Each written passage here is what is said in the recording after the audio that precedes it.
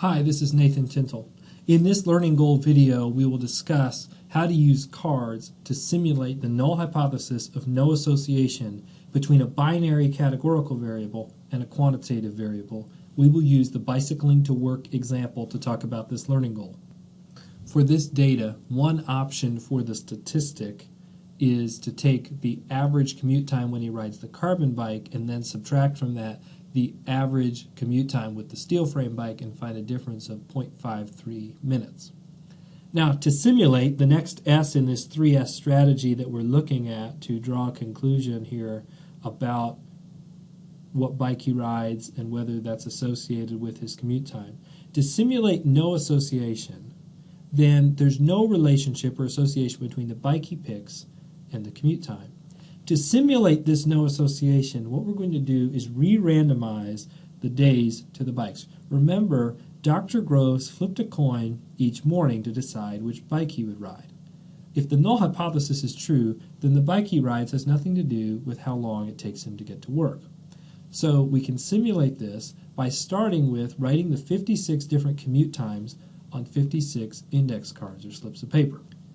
So we're going to write each of the 56 different commute times on a different slip of paper. So on slip of paper 1 or on index card 1, we write 115.5 minutes. On the second index card, we write 115.25 minutes, etc., etc. 56 index cards. Now we're going to shuffle those index cards up and deal them into two piles. One pile is going to have 30 cards. One pile is going to have 26.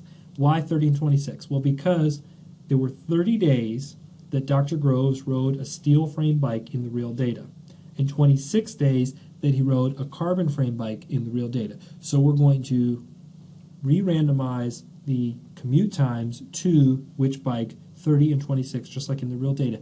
And then we're going to recompute the statistic. Now in this case, the statistic is the difference in means. So find the average of the 30 card group, find the average of the 26 card group, find the difference between those, and then repeat that many, many times. Each of those times is a simulation of the null hypothesis, because the way those cards got into the groups, in other words, the way the commute times got assigned to bikes, had nothing to do with which bike he was riding. So we've simulated the null hypothesis of no association. Couple of words of caution. First, keep in mind that this simulation is very similar to what we did when we compared two proportions. The difference is essentially just what we put on the card. When we were comparing two proportions, we had colored cards. We wrote a word on the card like improved with their depression symptoms or didn't improve. Now the response variable is quantitative, so we're writing numbers on the cards. Each card is going to have a different number representing all the different responses we saw. Finally, you can compare medians if you'd prefer. We chose to use the means here and compare the difference in the means, but it's just as easy to compare medians. For the statistic, the first S of the 3S strategy, you find the difference in the medians, and then in the simulation, when you re-randomize your index cards to the two groups, what you do is you find the median of each group and take the difference between them.